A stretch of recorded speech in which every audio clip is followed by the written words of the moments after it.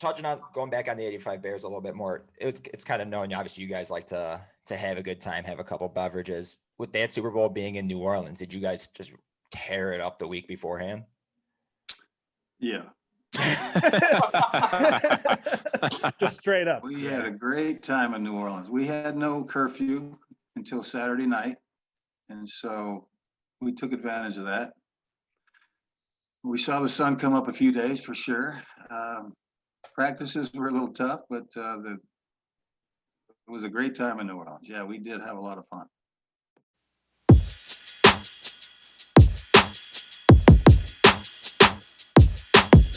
Time, and the Chicago Cubs win the World Series. And now, the starting lineup for your Chicago Bulls. The 40, the 30, the 20, the 10, and for the touchdown.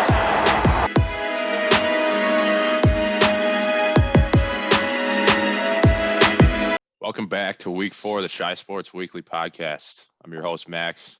We're back here with Kyle and Tyler. We got a big guest on the show today, Jim McMahon, coming later on. We had a nice long interview with him. We talked a lot about his career, the 85 Bears, a little bit of college talk. Living legend. Ever heard of him? Ever heard of him? Yeah, no, it was great to have Jim on the show. So we'll have that full interview for you guys later on. But first, we got to talk about some shit that went down with the Bears this week. Maybe a little too much shit for my liking, AK. They're a joke. They are strictly a joke. I honestly don't understand.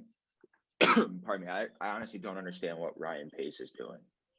What is his mindset behind all of these moves? I don't know. When I thought I understood it. Once again, I'm with you. I don't. We always talk about what makes you horny on the pod. You want to talk about something that makes you not horny? I don't know what the word for not horny is, but that's what I am. Flaccid. Right now. Need to tie a stick to get it up. Hey, enough of that wee shit though. That's on you, dog. when Ryan Pace, I got that notification from Schefter that Ryan Pace signed Andy Dalton to a 1-year, $10 million contract, I wanted to swan dive off the roof of my apartment complex. My stupid Bears brain kind of immediately went, all right, no, this is a backup. They're signing him as a backup. They're still in on Russ. They might get Watson. That's where my stupid little Bears brain went. I was like, we still have a chance to go land a franchise QB. You know, there are some backups across the league that are paid more than him, but then the tweet comes out, or the quote comes out, where Andy Dalton says, they told me I was going to be the starter, and that's why I came to play here. Let's spin this into a positive. One, Nick Foles better as a backup. Sucks as a starter. When he comes in, he's just big dick swinging as a backup. Swinging it around the field. What'd you tweet this week? You said, remember the last time that Nick Foles was the backup to a redheaded quarterback? People forget that. What happened last time? What happened, Max? Nick Foles won the Super Bowl with the Eagles. Beat Tom Brady. At that.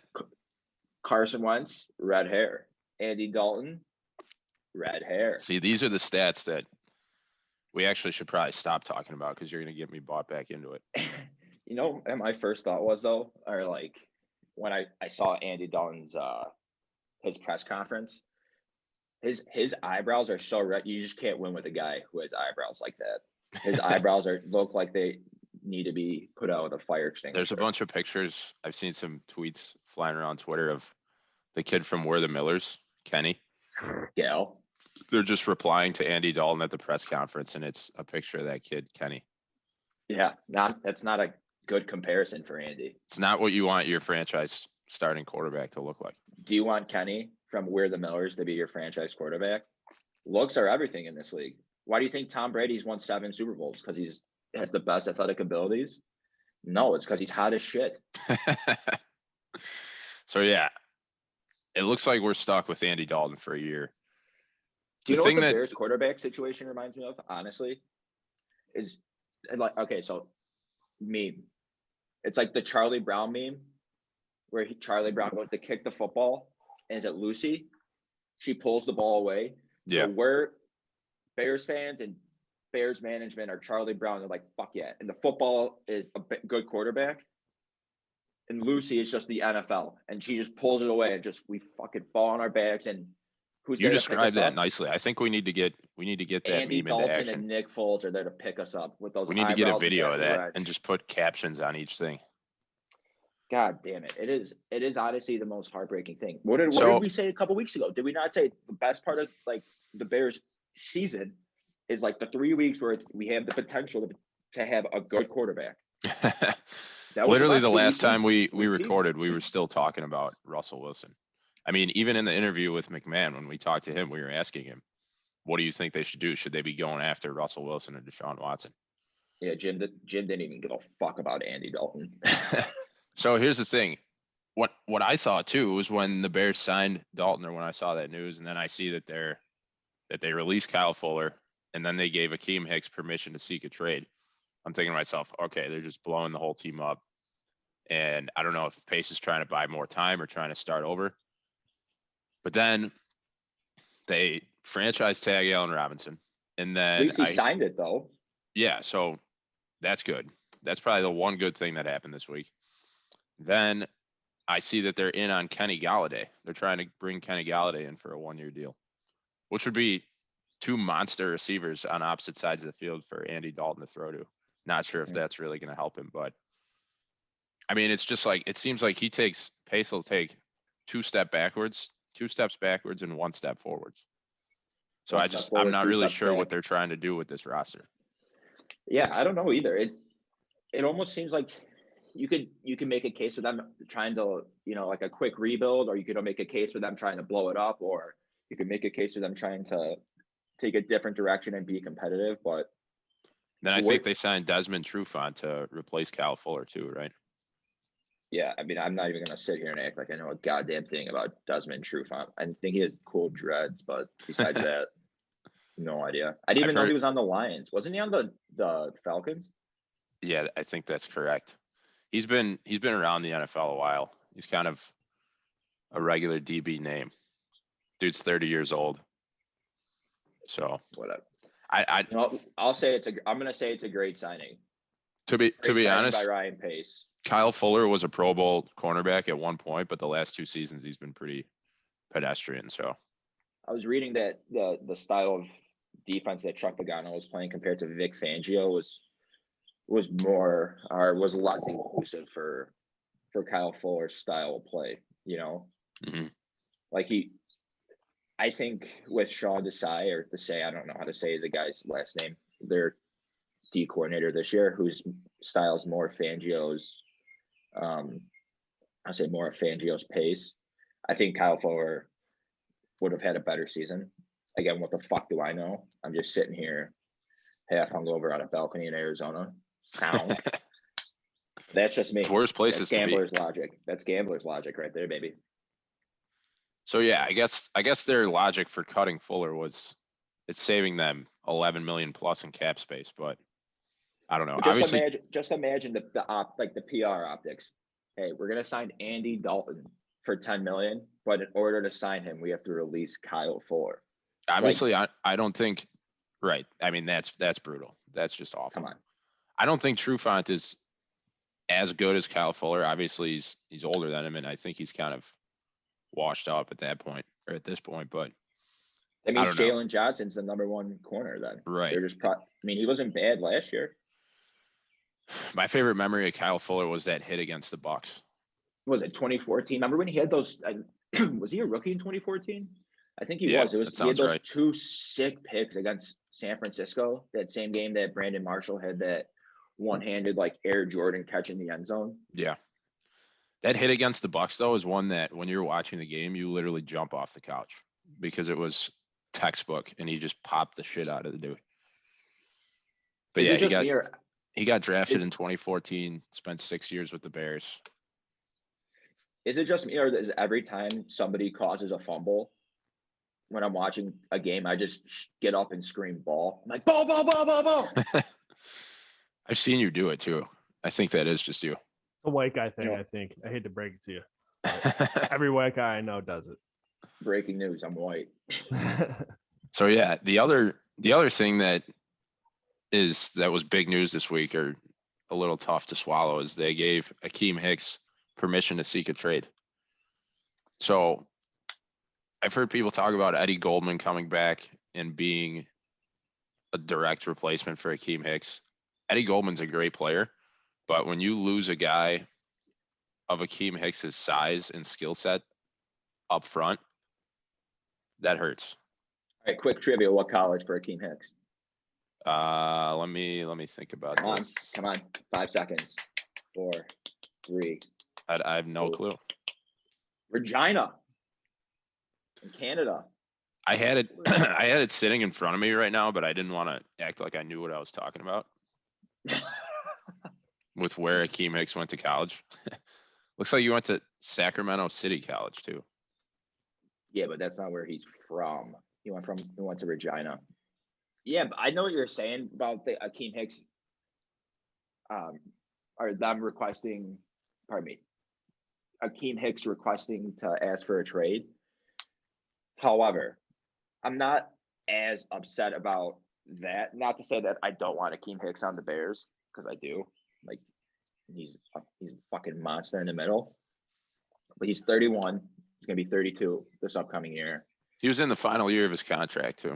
Final year of his contract, $12 million cap hit. I'm sure you can still get a couple third-round picks for him. I mean, you still could get decent value for him. And isn't that kind of the Belichick way to trade guys before they like hit that decline? Trade them at their, I mean, not that this is his highest value, but does it make sense to have Akeem Hicks on the roster anymore? Yeah, I mean, that's a fair question. Play I don't GM. know. All right, Max, you're the GM of the Chicago Bears right now. What are you doing? Well, I'm calling Andy Dalton and Firing him. calling his lawyer and seeing if it's too late to rescind that contract. Firing his eyebrows into the sun. No, to be honest, the more we talk about it and the more I think about it, it makes sense just by the fact that Akeem Hicks is 31, like you said, or like we said, he's in the final year of his contract. He was going to earn $10.5 million this season. You know, if Dalton's playing QB, you might as well try and move Hicks and see what you could get for him. And if you have Eddie Goldman, they just signed that, I forget what his first name is, from Arizona, Blackson, the defensive lineman. And you could draft someone. I think their thought process behind irreplaceable. Their thought process behind letting Fuller go and trading Hicks and getting some more cap space to potentially sign Galladay. They've got to be thinking, all right, if Andy Dalton's going to be our quarterback, we got to get this guy as much fucking help as we can. Send him to a groomer first. Jesus Christ. So yeah, again, this is a hot take. You can't win a Super Bowl with an ugly quarterback. Name the last quarterback that won a Super Bowl that was like really ugly. Nick Foles. Look at it between his legs. Jesus Christ, you have 9 inches between your legs. You're automatically not ugly. So yeah, I mean, Manning. We are heading into the storm of the 2021-2022 season with Andy Dalton leading the ship. That's not a sight you want to see. When So, Andy Dalton's at the front of your ship, tie center blocks to your feet and jump off. I just think it's going to be another one of those frustrating seasons where obviously last year, I think heading into the season, we were a little more optimistic, but this year, I think, the best they could probably do is 500 football. They got to be drafting a quarterback this year, though, right? You would think, yeah. I think if at 20, if Mac Jones isn't there at 20, and I've seen mock drafts where he is and seen mock drafts where he isn't. So who the fuck knows? Well, let's go both scenarios. Say he's there at 20, you take him, right? We're all consensus on that. If Mac Jones is there at 20, you take him. I think If so. not- It's just kind of hard for me to buy into that or get behind that when we just watched the whole thing with Trubisky kind of blow up in our face. Yeah, but true. I just don't want to go through that same thing again. Yeah, but this is probably another high thought or dumb point, but Mac Jones, proven winner, right? Fucking just won the national championship. Mitch Trubisky played 13 games. Right. I mean, maybe Mac Jones has only played 13 games. I have no idea, but he just won a national championship and he looked damn good doing it. I'm going to take a guy who's won a national championship and a proven winner over a guy who played at North Carolina 10 times out of 10. It's like the Deshaun Watson theory. He won a national championship. Why the fuck did you not take him? I want guys who are winners with wieners. Let's say Mac Jones isn't there at 20 and there's no good quarterback. Like, you're not going to take Kyle Trask at 20, right? Right. I think you trade down. You trade that pick down. You trade that pick, gain capital, move down, gather assets, get maybe a second round pick. I mean, I was going to say, I don't know That's what where the Ryan Pace- offensive that's where line he crop hits, is going to though. look like, but they need to build up the offensive line too. that's where Ryan Pace hits, though. He's good in like the second through the fifth or sixth round.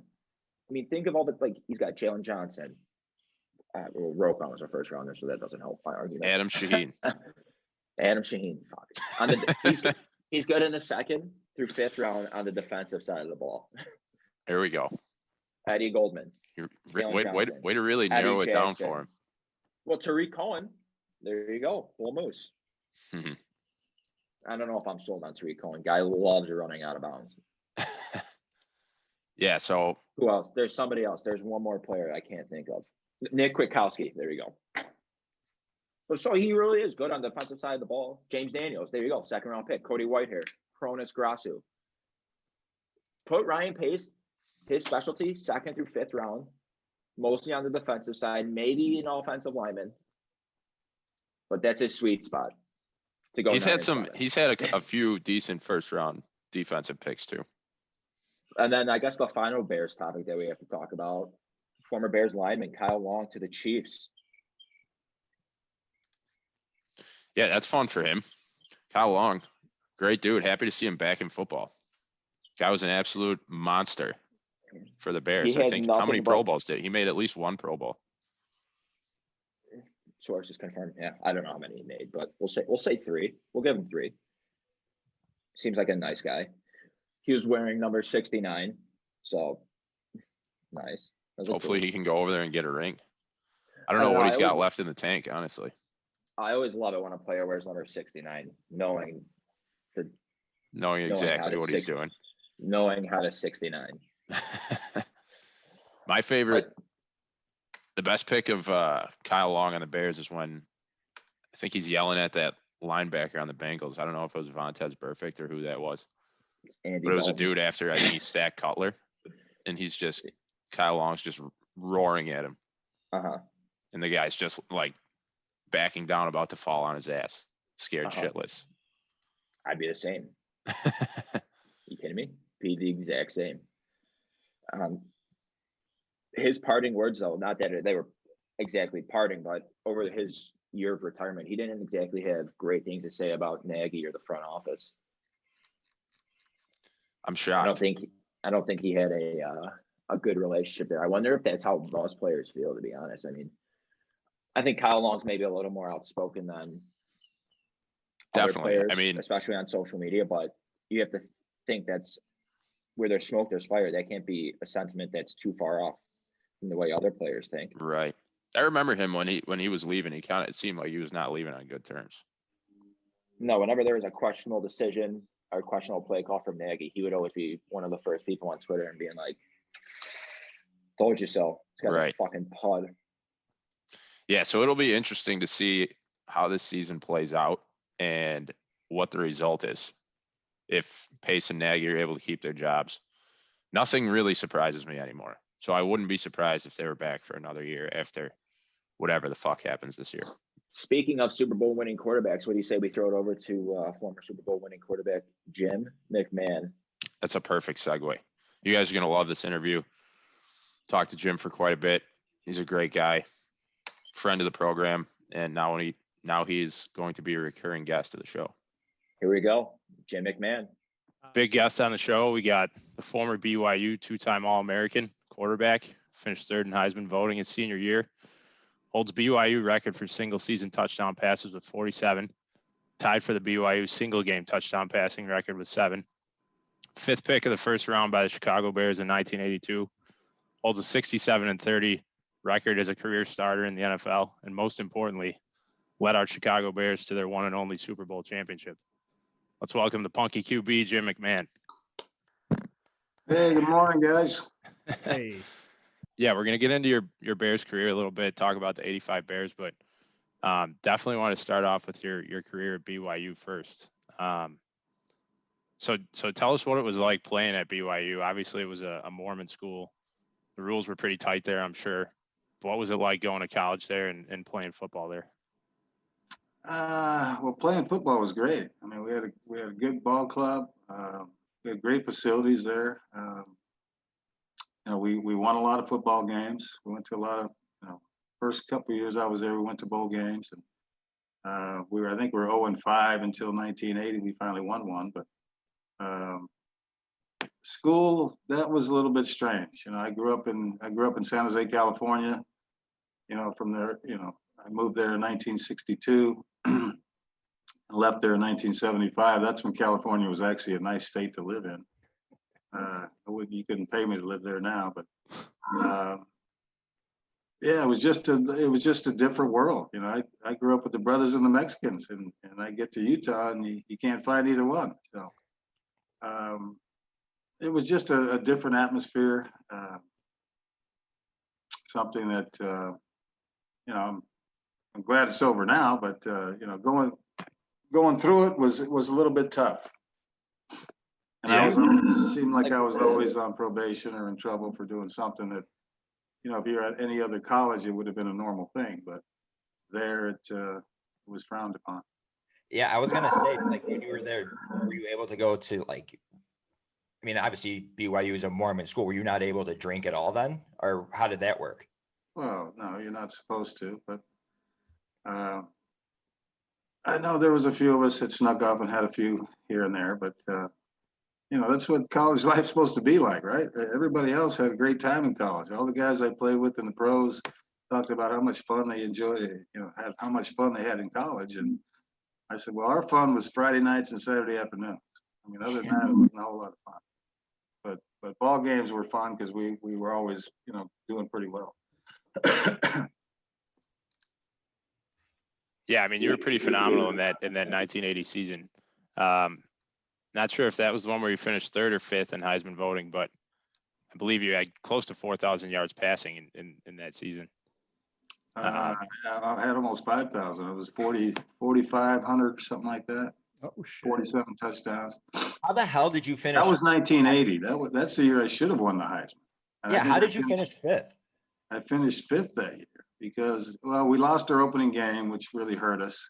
But then we won 12 straight, and they weren't even close. Other than the bowl game, we ended up winning against SMU that year. But the following year, my senior year, I finished third, and I missed 2 ball games. So, but 1980 was the year that I did something that nobody else had ever done in college sports, just throw for over 4,000 yards, and I threw for 4,500, and I had 47 touchdowns, which is almost 4 a game.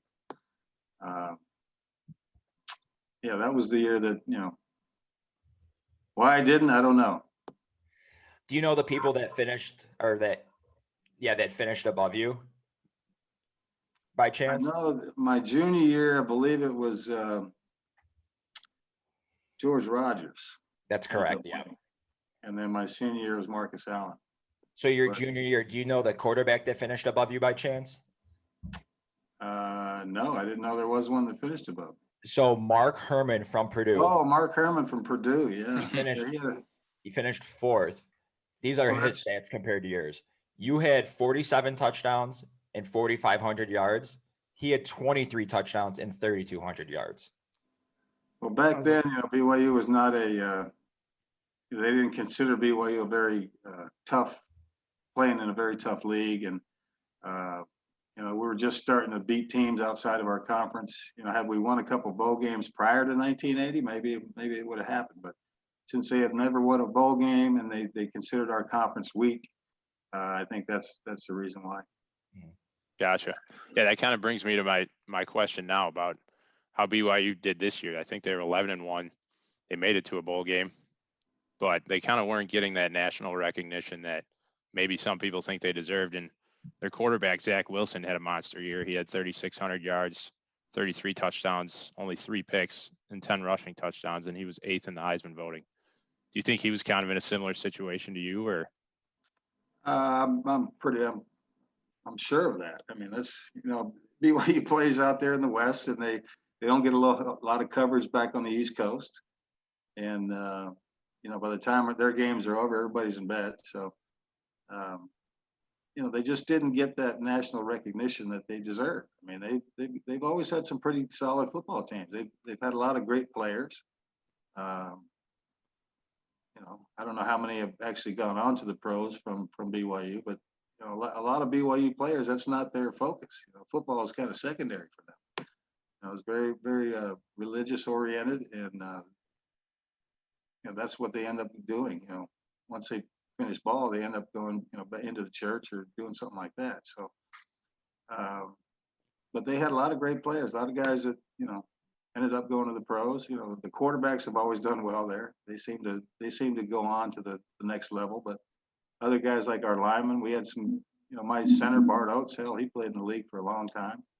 There was some other guys on the team that played well, played for a long time. So, it's just. I think he played with Andy Reid too, right? Yeah, Andy Reid was my left tackle in 1980. So. Really?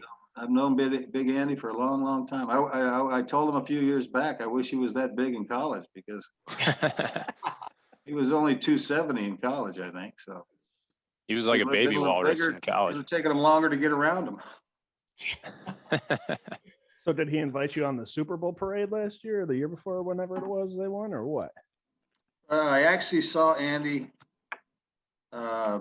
the summer before they won the Super Bowl. I was in Kansas City for an event for the troops, and Andy came over and we reminisced. And it was just before, or right after, they had just traded the guy from Utah, Alex Smith. Yeah. And I said, hey, you guys, the guy was pretty good for you. You guys going to be okay without Alex Smith? And he says, we're going to be just fine, because this new kid is pretty special. And of course, he was talking about Patrick Mahomes, and Andy was right. I mean, I was very impressed with his coaching style. I was with him in Green Bay in 90, when was I there? 95 and 96. And very impressed with his coaching style. I mean, the guys love him.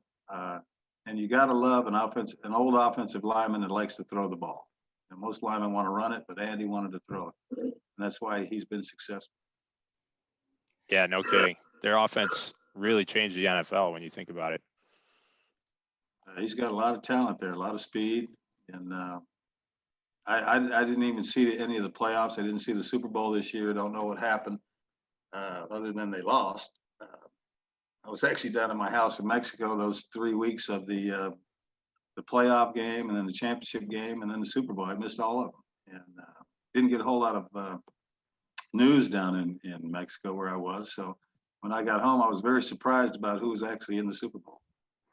Yeah, we were just as surprised to see the Chiefs lose. We had a pretty penny on the Chiefs, actually, so we weren't too happy to see that either. Yeah, not great. Jim, are you surprised that the Bears took Mitch over Patrick Mahomes? Not surprised, because that's what the Bears do. I mean, they're notorious for their draft picks. I guess they moved up a couple spots just to get him. Mm-hmm. Whereas, he probably would have been there in the second round or the third. I didn't know anything about it. I'd never heard about him in college. He only played, 11 games in college, something like that? Yeah, that's right. So, they, who knows what the Bears are thinking when they draft people. So I fell into their lap in 1982. I mean, I was supposed to go to the Baltimore Colts. All indications were I was going to the Colts. They were picking number 4. I had been back to Baltimore a couple times. I had lunch and dinner with Johnny Unitas at his restaurant. He was telling me all about the city, how I'm going to love it here. And then on draft day, they passed, and I was like, whoa, what happened to the Colts? And then the very next pick, I went to Chicago. So, but my attorney told me later, he goes, I remember you told me you didn't want to play for the Colts. And so during the draft, I mentioned to the Colts that they shouldn't draft you because they couldn't even sign their running back at the time. I think it was Curtis Dickey, maybe. Mhm. having trouble signing him. And so he says, don't even draft Jim because he'll never sign him. And that's what happened. So the next day I'm in Chicago instead. Well, the Bears it did was that only- one right. Right. Yeah. It was only 35 years ago that they made their last good pick at quarterback. Well, they've had a lot of them. So Was that your first time ever being in Chicago when you first got drafted? I believe it was. My folks actually met in Chicago. My folks were stationed in Chicago. They were in the Army during the Korean War. And that's where they met. My older brother was actually born in Chicago. And then my dad moved the family back to Jersey City, New Jersey, where he was from. That's where I was born. And then a couple of years later, we went out to San Jose, California. And that's where I grew up. Gotcha. So you lived in Chicago for what? Probably 7+ years at least of your career. I lived there for 28. Moved there in 1982 and left there in 2010. Oh shit. So it sounds like you must have liked it a little bit. Yeah, I love Chicago. Chicago was always a great town. I don't know what's going on there now, but people moving out pretty fast. But no, it was always a great town, great sports town. People are very knowledgeable there with their sports. They understand the games. I tell people all the time, all you have to do in Chicago for them to like you is to play hard. They love guys that play hard. And I said, if you play hard, they'll love you. And I said, you play hard there and you win, they'll love you forever. And it's been 35 plus years and they're still talking about the 85 team. Yeah, no kidding. I was gonna say, when was the last time you actually bought yourself a beer in Chicago? Oh, it's been a while. 1984. Haven't been back there for a while, but yeah, it doesn't take long before there's a few lined up in front of you if you're sitting there. What were some of your favorite spots out here? Did you have any restaurants or bars that you like to hit up? Oh boy, there's so many good spots. I don't want to piss somebody off, but when I'm there, I usually eat. Well, Dicka's place closed. I used to like to go to Dicka's restaurant. He actually had good food. I'd love to go listen to his buddy Johnny sing on the weekend. Gibson's was always good. I remember Gina Giorgetti's when I first got there. We used to go there a lot. But yeah, a lot of great spots. Transitioning back a little bit into your time in Chicago. So we were doing a little research, obviously, before the interview, and we came across something. So in 1984, when you were playing, is it true that you lacerated your kidney during a game, and then when you left the field, you were like damn near collapsing, and your piss looked like grapefruit? Is that correct? Or grape juice? Grape juice more. Yeah, it was. That was 1984. Yeah, against the Raiders. How bad did that hurt? It hurt. It was. Yeah, it was I think it was a third down play, and I took off running, and I got sandwiched between two guys, and I knew right then something was wrong. I mean, the wind got knocked out of me. I got back up, and you never want those guys to know that they hurt you. So I just jumped up, and I think I went like this for first down. I think I said first down, but nothing came out. When I got in the huddle, I said, "Damn, boys, that hurt." And I'm trying to call a play and get to the line of scrimmage, and they're blitzing. So I'm trying to audible. I'm screaming as loud as I can scream, and nobody can hear me. Even the center was having trouble hearing the cadence. And so I ended up throwing a pick on that play because nobody could hear the audible. When I came off the field, I told the doc, I said, "Hey man, I got hit right here and it hurts bad." And typical Bear doctor, "Oh, it's bruised." So this is about 2 minutes to go in the half. And so I sat there, and at halftime, I went in at halftime, and I told Steve Fuller, my backup, I said, "Hey, be ready because I don't know how much longer I can play." And so I sat there at halftime and tried to shake it off, but it was just getting worse and worse. Went back, I started the second half. And so now it's been 30, 40 minutes since this happened. So I didn't know what was going on at the time, but my body was filling up with blood. And so I'm in the huddle in the second half, and I'm trying to call a play. And everybody in the huddle said, "Just get the hell out of here, Mac." And so I called the play, I handed the ball to Walter, and I just kept going to the sidelines. And Steve was ready, he ran in. And so I sat there on the bench for a couple minutes thinking it might go away.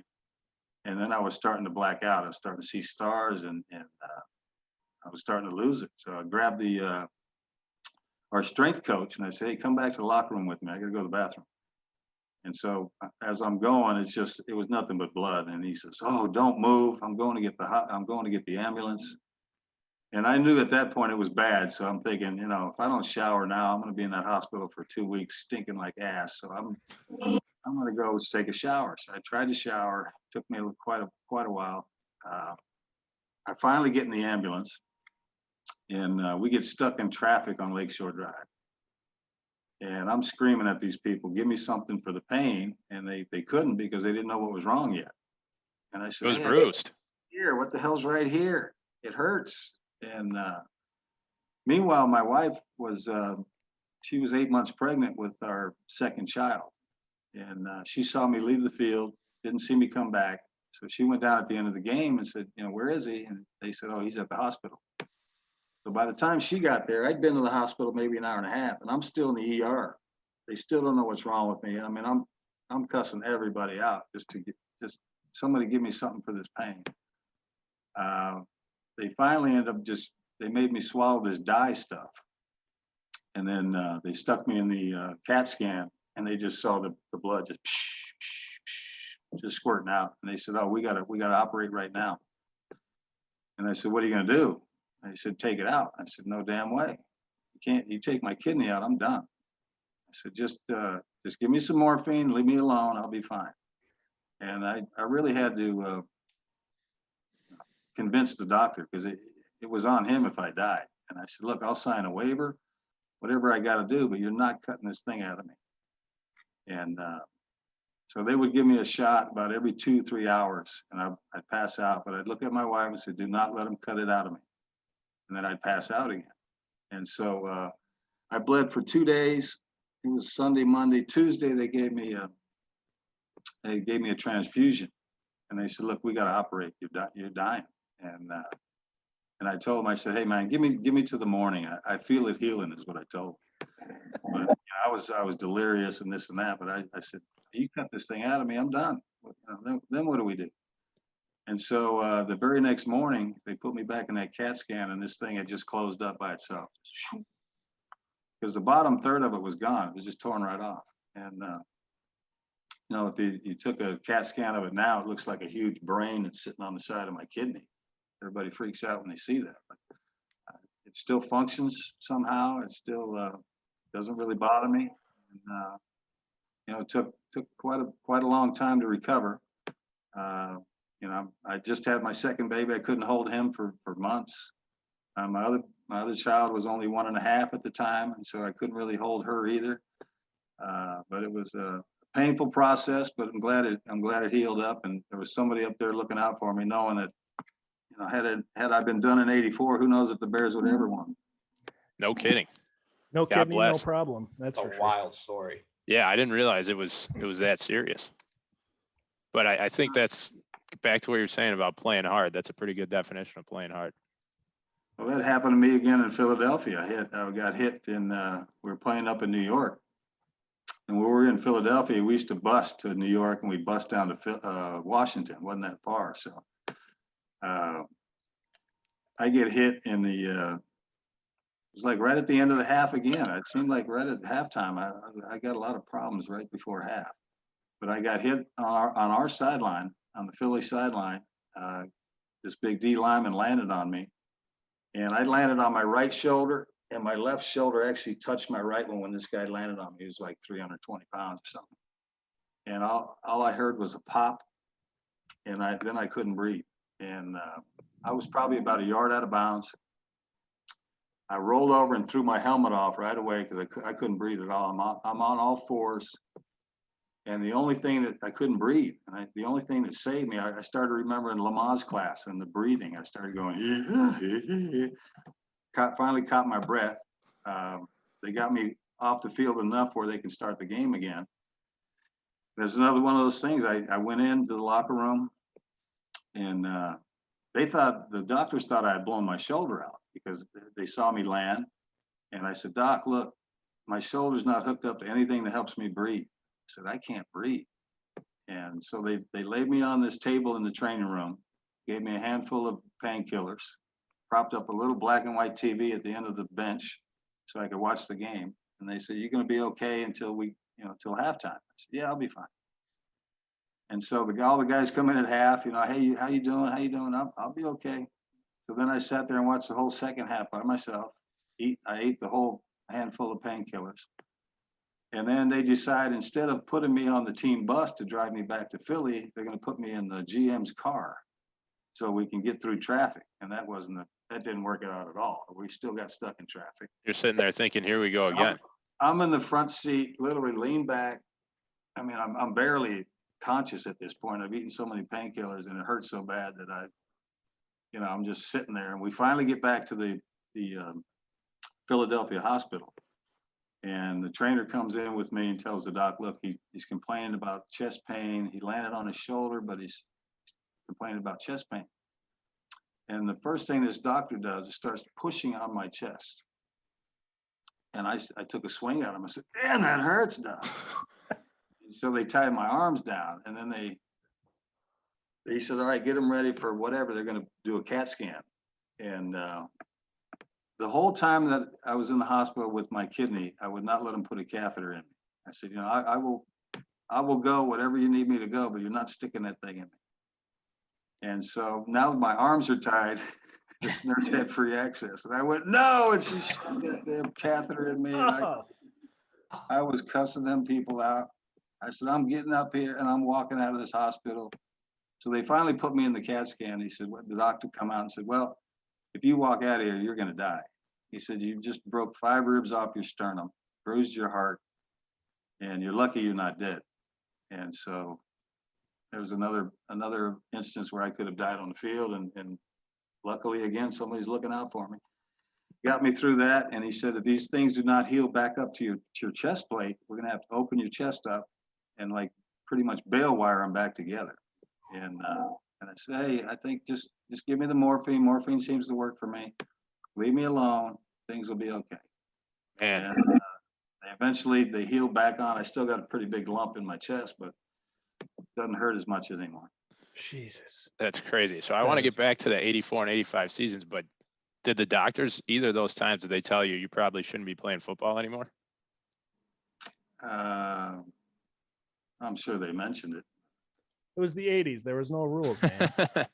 Yeah. I mean, it's just, you tape an aspirin to it and you get back out there and go. I mean, that's what their answer was to everything. They were probably still prescribing cigarettes back then. Paul When I Malls for the first got in the pain. league, there was guys smoking at halftime. And So yeah, back in that 84 season, you guys had a pretty damn good team. You had most of that defense. You had Walter running for 1,600 yards that year. They made it to the NFC Championship after you got hurt, but obviously they lost. Do you think if you were around to play for the playoffs and then maybe into the Super Bowl, you guys could have gone back to back? hell, we should have won from 85 to 88. We should have won too. But yeah, we had a good team in 84. Who knows what could have happened, but we knew we were going to be good. We started actually gelling in the latter part of 83. I think we won 7 of our last 8 games in 83 to go 8-8, and we knew then, hey, we got something here. So then in 84, the way 84 started, I think we were 7-2 or 7-3 when I got hurt. So and finished 10-6. So yeah, we had a good shot in 84. And then so when we came to 85, we knew we were good. And after losing the 84 championship game, everybody was dedicated to getting back to that game and winning it, and then going to Super Bowl winning. So that was our focus in 85, and that's what happened. So I want to kind of touch on the 85 season. I've heard you tell the story before about the game in Miami where you were calling audibles at the line to get Walter his record of, I believe it was seven straight 100-yard rushing. I think it was 10 or 11. Or 10 straight maybe. Yeah, I don't know what the record was, but that was my focus that night. It was another Obviously, game I should have played, but I had missed. I think the Wednesday practice the week before, and Ditka had a rule that only applied to me that said, if you don't practice, you don't play. But I'd only missed the one game, and I practiced the rest of the week. And actually, Sunday night, we were out in Miami Stadium working out, and I was still running the first team. And after that practice, Mike said, "Oh, you're not playing tomorrow." I'm like, "Why? What?" He goes, "Well, you missed Wednesday's practice." And at this point in the season, we're 12-0. And I didn't really care. I mean, we're in Miami. We got out of Chicago. It's cold there. It's beautiful in Miami. We had a good time Sunday night. And I'm like, you don't want me to play? Fine. We're already in the playoffs. I don't really care. And so during that game, I wasn't in his ear at all. I didn't even go around him during that game. And things obviously didn't go well from the opening kickoff, really. It just, everything kind of went their way. Balls bouncing off our guys' heads, going for touchdowns. I mean, it was just one of those nights. Nothing was going to seem to work. So my focus was make sure Walter got his record. And so I was kind of keeping track of his yards, in my head, thinking, all right, when I finally got in the game with about 6 minutes to go, first Dick says, "All right, you're in." I said, "No, I'm not." He said, "I'm not playing." So I'm not playing. And he says, "Get your ass in the game." I said, "Okay, I'll go play." So he gives me a pass play, and I did an audible. He gave me the pass play. I got in the huddle. I said, "Look, boys," I said, "we're 12-0. We're already in the playoffs." I said, "This game don't mean a damn thing." I said, "Let's get this guy the record he deserves." And they all just said, "Yeah, let's do it." And so I remember I get up to the line of scrimmage. I looked over at Mike, and he knew I didn't call the pass play. So he's already screaming and yelling. At this point in the game, they're rushing 3 guys and dropping 8. So Walter busted up there for 10, 15 yards, whatever it was. I didn't realize we had another timeout left, and Dick had burned the timeout.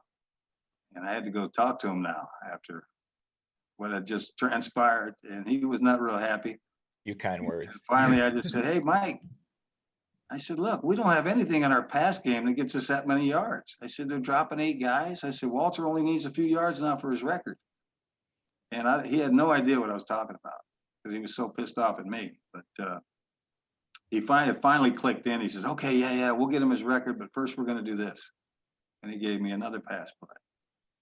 So I got in the huddle again. I said, "Boys, this shit's really going to hit the fan now, but we ain't going to pass it. We're going to run it again." And they all said, "All right." So I get up to the line again. He knows I didn't call the pass. He threw his clipboard. I think he tried to throw his headset. I gave it to Walter. He busted up there for another 10 or 15. And I said, "All right, now let's try to win the game." But by then it was pretty much done. But Walter got his record, and everything worked out. So Now, it was a good night. playing with Walter firsthand, would you say he's the best running back you've ever seen in person run the ball, or was there somebody that compared to him at that time? Think about Walter. He wasn't the fastest, breakaway speed, but he had great quickness, tremendous strength, and just a desire not to be tackled. I mean, when I first got there in 82 and 83, our offensive line was not good. I remember handing him the ball and watch him. He'd make a 30-yard run that only gained 2. I mean, he would be bouncing off guys in the backfield, and he just did not like to be tackled. He never ran out of bounds.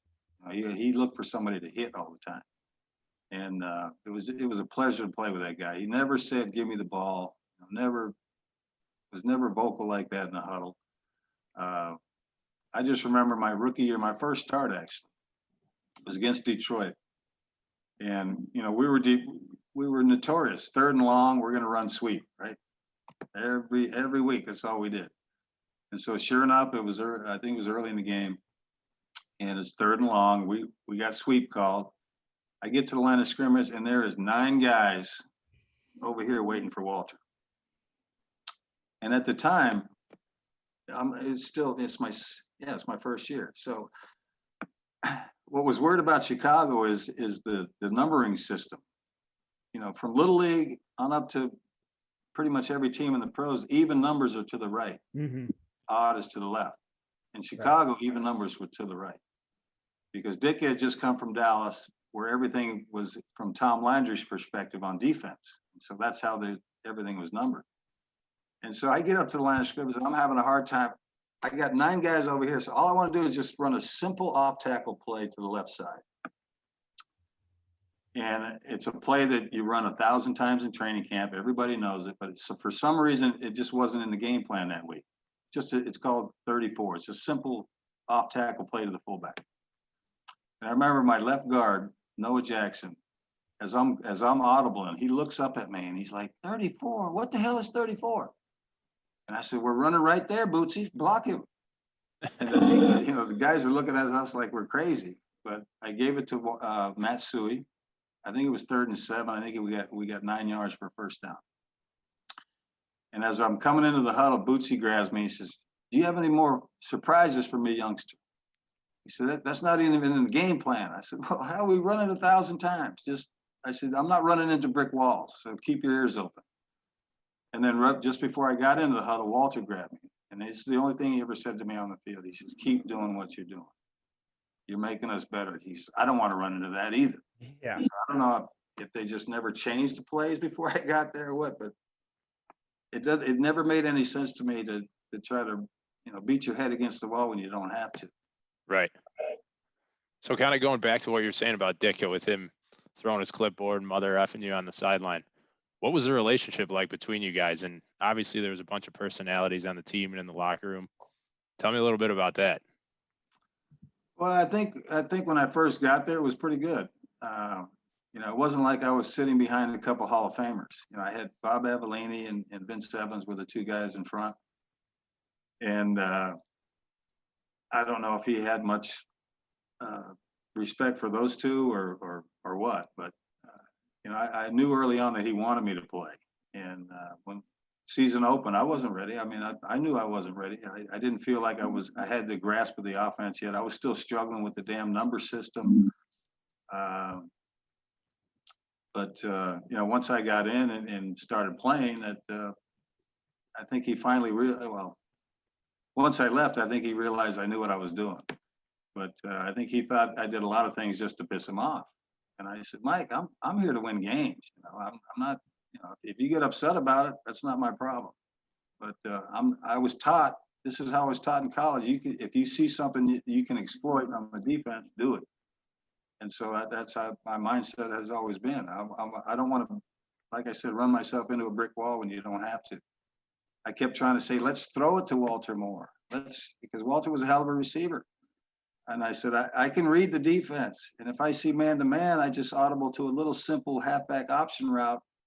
I know I can throw it 5 yards. Give me that much credit, But he just wanted to always just pound the ball, run the ball. And,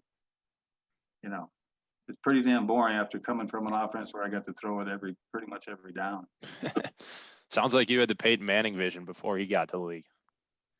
I mean, I'd love to be playing today's game. I mean, it's like 7-on-7. I was going to ask you if you They had can't played. even hit the quarterback, and if they do, where are you going to hit them? You hit them low, it's a flag. You hit them high, it's a flag.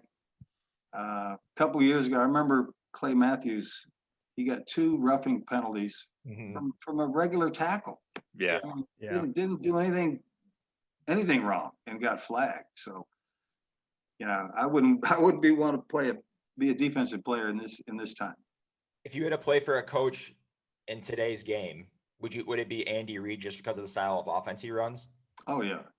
Andy's he's a premier coach. Love his offense. I enjoyed Mike Holmgren. Of the 7 teams that I played for, Mike Holmgren, I thought, up in Green Bay did a good job with his team. We worked when it was time to work, but then we got our time off. He didn't kill us, didn't beat us to death, didn't run us to death after practice. I think that's what hurt us in Chicago. We were always in pads. Wednesday, Thursday, Friday, you're in pads. Everything was live. We didn't have any buddy periods where, okay, this is what we're doing. No, Buddy Ryan and Mike Dick, they didn't want to give up an inch, even in practice. And so I tell people all the time, we played 4 games a week. And Wednesday, Thursday, Fridays was like games. And then, of course, on Sunday. But Sundays were easy. I mean, once you get past, our defense every, 3 days a week, the other team was pretty easy. So, and then after practice, I mean, he would run us to death. I mean, we worked harder than anybody. That's for damn sure. But I think that hurt us, later on. you know, in year 5, 6, and 7 that I was there. I mean, we just got tired of beating each other up. I think that took its toll. So I want to fast forward a little bit into the first round of the playoffs, and we'll talk a little bit about the game, but mostly I want to touch on the headband situation. So round 1, I think you guys were playing the Giants, and you wore the Adidas headband, got fined $5K by the NFL for it. What were your thoughts when you got hit with the fine for wearing an Adidas headband? At first I was pissed. I mean, why are they fining me? I've been wearing this thing for, you know, pretty much all year long, if not the year before as well. And I didn't know at the time Adidas wasn't paying the NFL. That's why they were upset. But I said, that's not my problem. You know, I've been wearing Adidas since I got in the league, and all of a sudden it's a big deal. And so, yeah, they fined me $5,000, and then I couldn't afford $5,000. Hell, I had 2 little kids, and the Bears weren't paying a hell of a lot. You know, I was the 5th player taken in the first round in '82, and there was guys in the second round that made more than I did. So dealing with George Hallis, that's what you had to deal with. Yeah. But yeah, it was. I was very upset about that, and so the following week, I had that on in pregame, and the referee was complaining about it.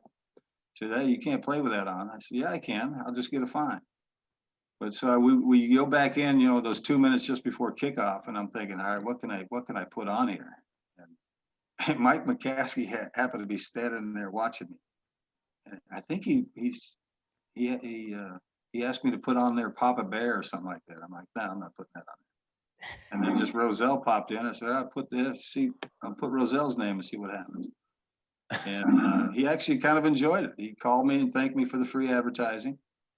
And so I knew in the Super Bowl it was going to be a big deal. And, you know, I got headbands sent for me from all over the country, from all different kinds. And some people with just their names on it, you know, like Fred or Bill or whatever. But I decided to wear charities during the Super Bowl. I figured if they find me for charities, they're going to look like idiots.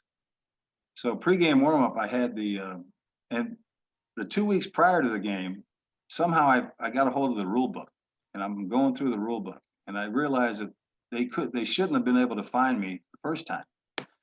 And so I knew I had them by the balls. And so, you know, during the pregame warm up, I had my Adidas headband on the whole time, and Adidas offered me a good chunk to wear it in the game. And I said, well, I don't know if I can wear it on my head, but you'll see it. And so just before kickoff, you know, the refs chased me around. I can't let you on the field with that. And so now we're standing there. It's the national anthem. Walter's standing here, myself, the head referee's right next to me. As soon as the anthem's over, I go to put my helmet on. He grabs me, he said, I can't let you on the field. And I said, I know, but you can't do shit about this. And I pulled it down around my neck. And he just started laughing. Yeah, you're right. And so I grabbed I think the first headband I wore was JDF, for juvenile diabetes. My attorney's son was diabetic. So I wore that to start the game. And then every series after that, I had a different charity. And I had the Adidas thing on around my neck. You can see it in every picture. And so I got my money from Adidas. I didn't get fined. They couldn't fine me. And so the very next year, there was a whole lot of new rules in the book. But I showed Pete, I said, you guys made a big stink about this damn headband. He made you guys look like idiots. I still got paid. I didn't get fined. So kiss off. Yeah, nowadays there's all kinds of fines flying around with guys wearing cleats that they're not supposed to and stuff like that, and it's much more than $5K. Well, they're making a hell of a lot more than I was. Exactly. So, I mean, obviously you guys were dominant that entire postseason. I think you outscored your opponents 91-10. The only 10 points the defense gave up was in the Super Bowl. I guess one question I want to ask about that Super Bowl is, there's kind of speculation or rumors that Walter was pissed that he didn't get in the end zone. Fridge obviously did. Was there any talk about that? Obviously, you said Walter was not a very outspoken guy about anything like that. No, Walter never mentioned that to me. I talked to Matt Suey years later, and his son Jared as well, and he was very hurt about it. And I asked them both why. You know, I say it was because of him that everybody else had such a big day. People always ask me, well, why didn't he score? I said, well, we had plenty of chances for him to score, but their whole motivation on defense was we stop Walter Payton, we win. And so they did a hell of a job stopping Walter, but everybody else was running free because of their commitment to Walter. I tell people all the time, the first time we got the ball in the second half, we're backed up on our 4-yard line, and we run the play action pass, and it wasn't even a good fake. And there's 6 guys chasing Walter, and Willie's running up the middle of the field, one-on-one. Kind of hoping that would have went 96, but they took him down. But anyway, that just shows how valuable he was in that ball game. I tell people all the time, he probably could have carried it 100 times in that game and not gotten in, because that was their focus. But it doesn't take away from his greatness. I mean, the game was a blowout. Had it been close and he didn't score, maybe he had a reason to be upset. But scoring in a game like I would have rather thrown for 2 or 3 touchdowns than run it in. I was upset about that. I had the pass to Willie was a yard underthrown, or else he goes 96. I hit Kenny Marjoram on the goal line, thought he was in, but he was stopped on the half-yard line. So I would have much rather had those kind of stats than being the first QB to run for 2 scores. I mean, that doesn't do a whole lot for me. Yeah, I mean, I've heard you talk about it in the past. You're most proud of your wins and losses record, and obviously you guys got the W and you got the ring, so that's really all that counts in that game. Yeah, I mean, stats are great. I had better stats than anybody in college history, but that didn't, that doesn't really help you. I mean, winning is what matters. And so, if I can go 2 for 20 and we still win the game, I'd be happy. I'd be pissed at my performance, but I'd be happy with 1. So going back on the 85 Bears a little bit more, it's kind of known, obviously you guys like to have a good time, have a couple beverages. With that Super Bowl being in New Orleans, did you guys just tear it up the week beforehand? Yeah. Just straight up. We had a great time in New Orleans. We had no curfew until Saturday night. And so we took advantage of that. We saw the sun come up a few days for sure. Practices were a little tough, but it was a great time in New Orleans. Yeah, we did have a lot of fun. And then can you touch on a little bit of the story of you mooning the reporters? Well, if you remember, I had a huge contusion on my left side from the NFC Championship game. I got drilled in the like the leg or hip. It wasn't the hip, it's the top of or right by your butt. And it was literally this big around. It was all black and blue, and I couldn't sit down, I couldn't move. And had that acupuncturist not been there, I probably couldn't even play in the game. But he got most of the swelling out. And then every press conference I did, they kept asking me about my ass. And so we're doing calisthenics before practice one day, and this helicopter just kept buzzing the field, just getting real close to the field. And so, we're standing there stretching, and so I thought, well, they want to see it.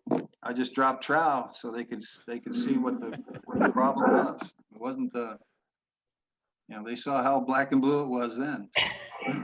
I think in that photo you can see Ron Rivera in the background, and he's just dying laughing at you. Yeah, in fact, that picture was around here the other day. I've been trying to clean my office up, getting ready to sell my house. So I was just looking at that picture the other day, and Ron is in the background laughing. I think Kurt Becker was standing next to me as well. But yeah, I don't know if you can see it on the screen. that's the one. Yeah. That's the one. Oh, that's so funny. That's perfect. So obviously you guys had a big cast of characters on the team, either on or off the field. You got any good stories that you could share with us? Obviously you don't want to out anyone too bad, but something that maybe you haven't told before. No, we just had a good time together. We had some great guys. Thursday nights was always fun. I'd go out to dinner with our linemen. It started out just myself and then the linemen. And by the end of the year, hell, we'd have defensive guys show up on Thursday night. Some other players would show up. because they had heard how much fun we were having on Thursday night. But whose ever turn it was to buy, they would pick the restaurant, and then we'd all just show up. And yeah, we had a lot of fun on Thursday nights. But Fridays was always tough because they could finally find out what we were doing on Thursday nights. But our Friday practices was short line or short yardage and goal line situations. So it was always a tough scrimmage on Friday. So yeah, he took it out on us then because knowing we weren't feeling too good Friday morning. When you were playing, was there a specific team or a specific player that you just absolutely hated playing against?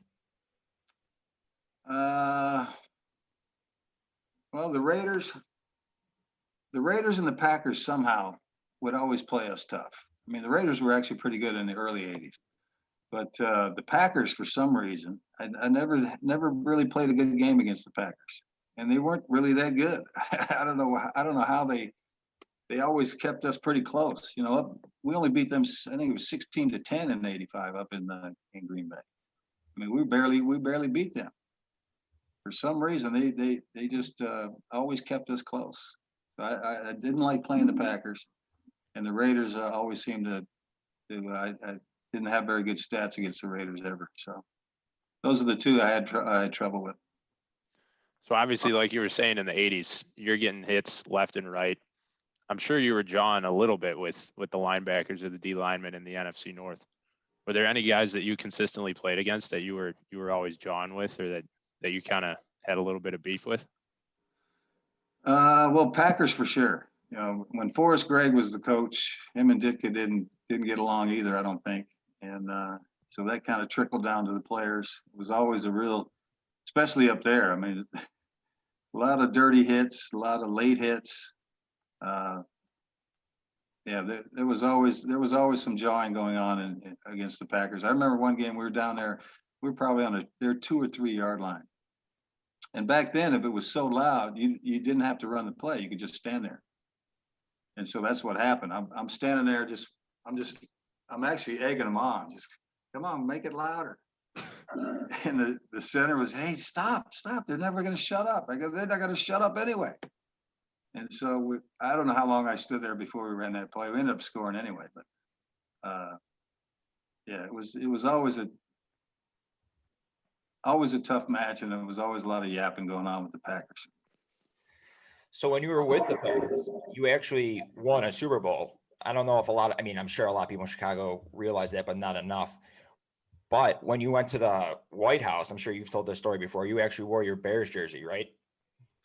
Yeah. I had mentioned to all my teammates and the coaches, I said, look, we didn't get to go back in the day, 11 years ago. And some of these guys were in junior high then that I'm playing with. And they were like, hey, how come you guys didn't go?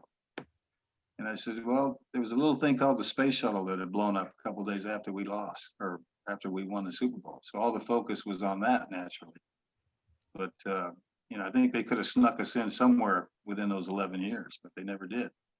And so I mentioned to all my teammates, look, I'm going to wear my jersey to represent Chicago because we didn't get to come here. And none of them had a problem with it. I think the only guy that really got a little bit upset was our defensive coordinator, Fritz Shermer.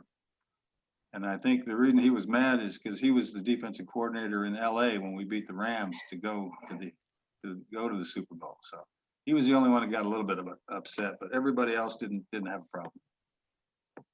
So quick question here. So just want to let you know, I just got my stimulus check, right? My $1,400. So I'm willing to pitch my $1,400 in. How much would it take for you to be the quarterback of the Bears in 2021? Make it 2,800. I'll throw my 1,400 in there. How much money would they have to pay you today? You got 100,000 friends who could throw in 20. Yeah, I could do that. I have a tough enough time getting out of bed now. I can't play ball. Shit, you'd be better than probably half the options. Can't even play golf anymore. Game sucks. Well, with the late hit rules, you're probably not getting touched. So all you really got to do is stand in the pocket and sling. I probably would take off anyway. So. My follow up to that is how much would it cost, or how much would it take for you to do another rendition of the Super Bowl Shuffle? More than I'd ever made so far. more than to play. That's I for didn't sure. want to do it the first time, but it ended up working out okay. It was for a good cause. That's what really counts. Well, that's why we did it. I mean, that's why we agreed to do it, because when the proposal came to us, it said, we're going to make a record and the proceeds will go to feed the homeless for Christmas and Thanksgiving or whatever. And so, yeah, we thought, yeah, that's a good thing. And so we went in and we did our radio or our speaking parts, whoever had speaking parts. We did it in a little studio of this guy's house. And that was supposed to be it, according to the contract. And so a couple weeks later, this was Willie Galt's brainchild, him and his buddy in the music business. He came to us and said, hey guys, now we have to do a video.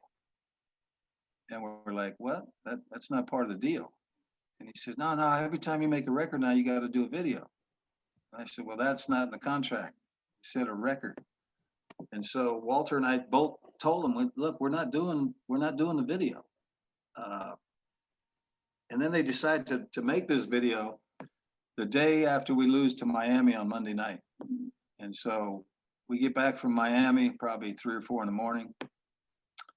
The guys have to be at the studio at 8 or 9 in the morning. And they were there, I think, 8 to 10 hours, something like that, something crazy. But Walter and I didn't go. And so the next day of practice, or a couple days later, Willie came back to us and said, if we don't do our parts, they're going to have to sue us. And we're like, sue us? I mean, the contract says we're going to make a record. It had no mention of a video in it. And so what you saw on that video is a pissed off white man doing his thing in the racquetball court at Hallis Hall after practice one night. I was not real happy about it. I know Walter wasn't real happy about it, but the way it ended up, people still talking about that damn thing. So I think. All right. I think we got. It wasn't fun for me. That's for sure. Final question here. So it's been known that you're a proponent of medical cannabis. Do you think the NFL will ever let players use marijuana to relieve pain at all? Well, I hear that those rules are changing. I don't, like I said, I've not been following it much, but why they can't use it, I don't know. Big pharma is huge in this country, and when they're passing out free painkillers, they're going to take the free stuff, I'm sure. But yeah, it's so much better for you. I mean, the cannabis has never killed anybody. It's it's not they keep saying it's a drug. It's a medicinal herb. It doesn't we have a system in our bodies for this called the endocannabinoid system. Why is that there if we're not supposed to be using cannabis? That's why it stays in your system so long, because we've had generations that have been deprived of it, and it wants to stay in your body because it's good for it. I didn't know any of this until about 10 years ago. I just knew how good it made me feel, how good it made me sleep, how good it made me eat. And when I do a lot of speaking around the country at these different cannabis deals with Dr. Uma Dhanabalan. She's a Harvard trained doctor, and she's taught me more about what the plant does for you. And I said, Doc, all I know is it makes me eat, or it makes me sleep, makes me feel better. She goes, that's what it's supposed to do. She goes, THC stands for the happy cannabinoid, because when you're on it, you're usually pretty damn happy. And I can't wait when this is over. I'm going to go have me a fresh bowl too for the start of the day. So it's got me this far. I tried my first marijuana when I was 14 years old, 1973, and I've been a user ever since. Never failed a drug test. We always knew when the test was going to be. Back then when you came to training camp, you knew you were going to get tested. And so I'd always stop like June 1st. Give myself about 45 days. It takes about 45 days to get out of your system. And I go to training camp, take my tests. And then if you passed your first test back then, you can be randomly selected during the season, but the only thing they could bust you for was steroids. If you have a clean first test, the only thing they can get you for is steroids the rest of the year. So I never even worried about it. And, I was never brought up, never said, oh, this guy's a druggie, this and that. No, none of that happened. And I wasn't the only one. I mean, I know a lot of players that, on a lot of different teams that I played for. They all used it the same as I did, and especially to sleep, because when you go through everything you're going through during the day, and then plus I was still eating I don't know how many painkillers a day just to get through the day, and I had a hard time sleeping. That's the only way I could to get any sleep at all was to smoke a bowl at night. Have you ever tried Amen. any? Or go ahead, Ty. No, I was just gonna say amen to that. I hear you. Yeah, I pop Yeah. a couple CBD gummies before I go to bed too. Yeah, I was about to say, is your preferred? I'll say your preferred method. Do you like smoking better? Or have you ever tried any edibles by any chance? Oh yeah, I've tried it all, kid. I've tried all the tinctures. He's By cycling any around the chance? block. Yeah. By any- Yeah, I enjoy the edibles, especially at night. Yeah, they help me better sleep at night. But most of the time, I enjoy smoking it, and now they got it in pretty much every food. Yeah. They can put it in any food. They can put it in any drink, and but yeah, I'm old school. I love the smell of it. I love the taste of it, and I love what it does for me. So I'll be doing it until I'm done. Love I that. hear you. Well, before we close it out, Jim, I just want to say, if you don't know this already, you truly are a Chicago legend. I've got plenty of buddies that show up to Bears games and tailgates. They're still rocking the McMahon jerseys. The headband. You're the headband. You're etched into the Chicago sports history books forever. We love you. We thank you a ton for coming on the show. It's been great talking to you. You're a reoccurring guest now. I appreciate it, guys. Yeah, like I said, I've lived in Chicago 28 years. Love the city. The fans always treated me well, and if you guys can get rid of that mayor, I'll go back and visit. We'll try. We'll do our best. All right. Well, take care. Thank you again, Jim. We appreciate Thanks, it. Jim. All right, boys. Have a good day. All right, too. same to you. Later.